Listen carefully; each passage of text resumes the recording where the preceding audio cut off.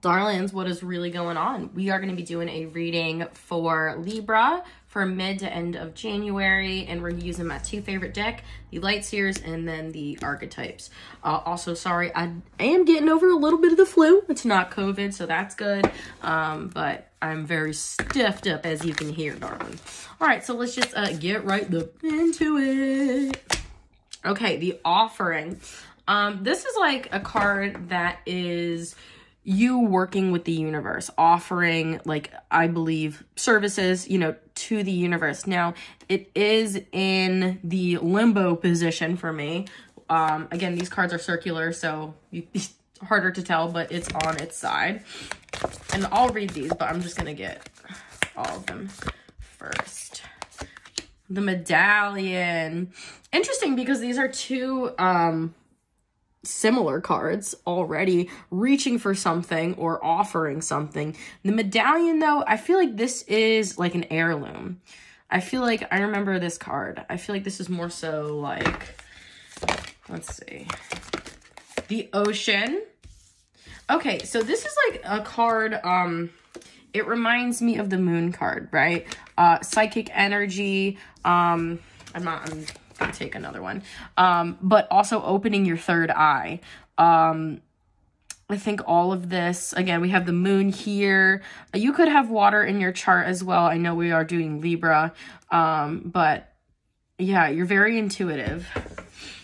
And you could be like realizing this gift maybe is like a lineage, you know, and passed down from your ancestors. Okay, interesting, because this wanted to come out. It's the Animal, but it's in reverse.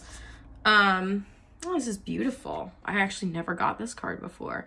Interesting, because it's like what makes us animalistic and what separates us from that.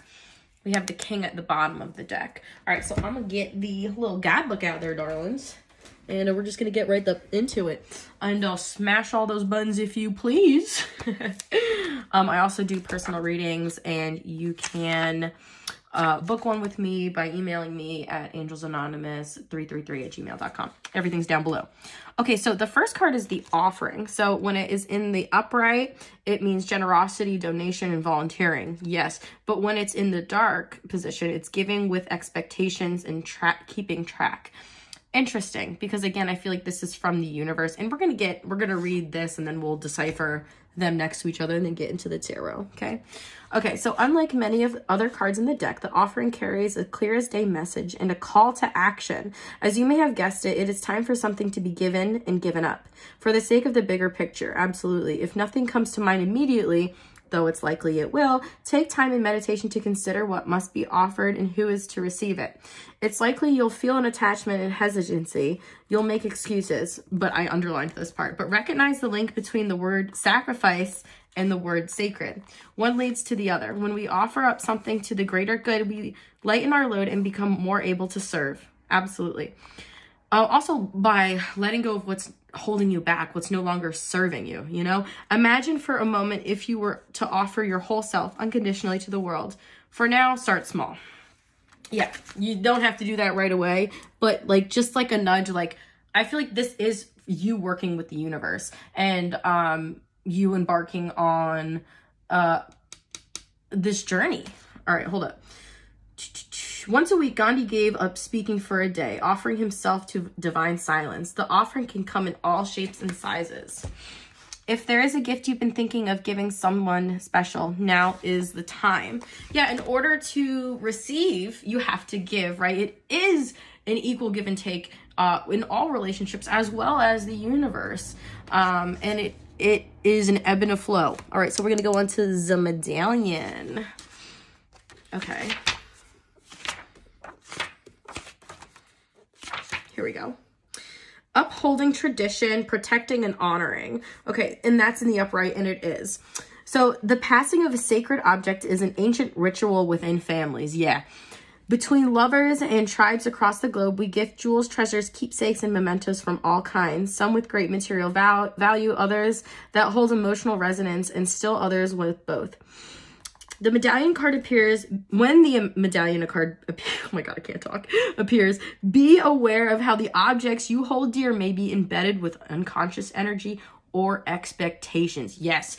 And that's like, okay, I'll give you an example that hits home to me. Okay, like when you work on social media and you are spiritual and you're trying to get these messages across, you want to help people, and that's really the point of it, right? And when you're getting caught in, you know, stuck with the views, how many views, how many likes, is my channel growing, you know, the algorithm, you're really taking away from its true meaning and kind of stripping it away from that. And I have to remind myself of that too. Listen, we're all humans. We all are spiritual beings living in a human experience, but you also want to check your energy like that.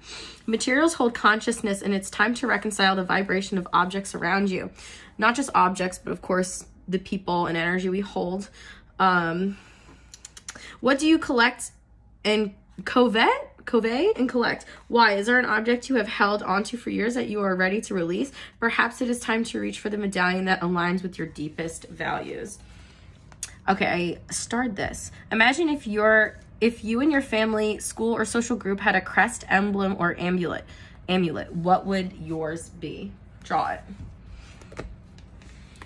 So it's like, I think it's really like a promise to the universe. Promise, again, I think this gift has been passed down through your lineage. I don't know if you know or are aware of that, but there could have been other people in your family that are connected and just, again, you know, hadn't really spoken about it. Now, when this is in the dark, and it's not, it's burdensome inheritance and habituation. So keeping yourself in line so you don't get that energy.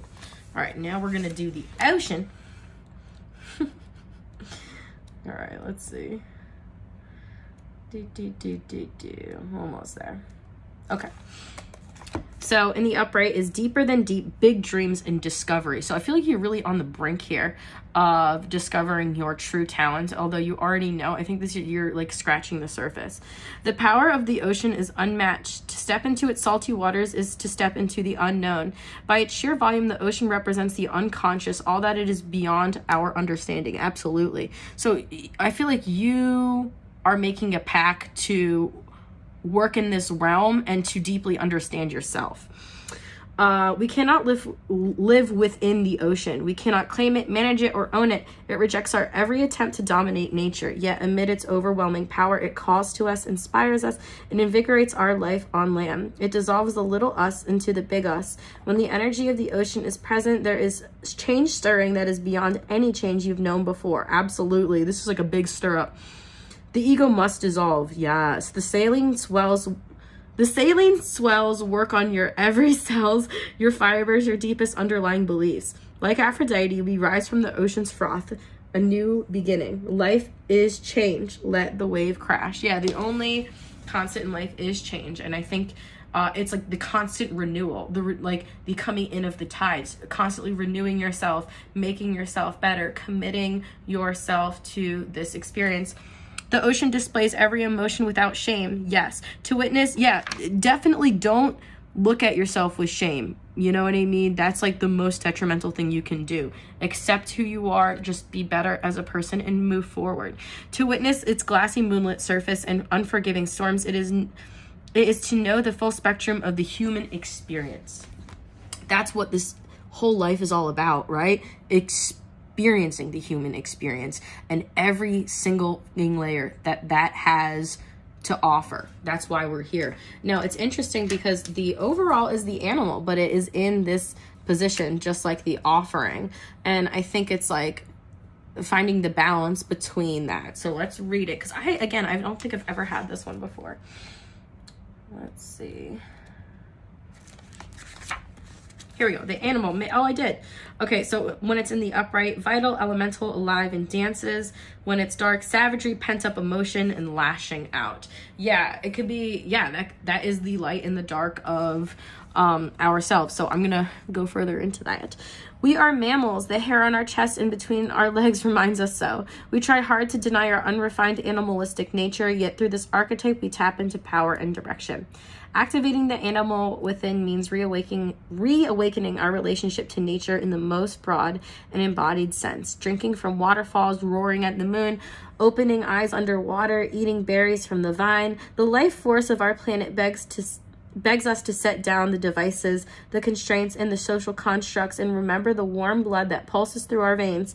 The animal longs for breath, food, procreation, and physicality. It wants soil under our nails and starlight on our skin. If this all sounds terribly unsophisticated to you, take note that it is said when the Buddha became enlightened, he roared like a lion. Yeah, this is accepting the vessel you are in and being thankful for this experience. Again, because you are a spiritual being in a human body, and you have to appreciate that for what it is and not shame yourself for that. Notice your resistance to the animal within. Where does it come from? What has kept you from doing? Wild one. Oh, I like that.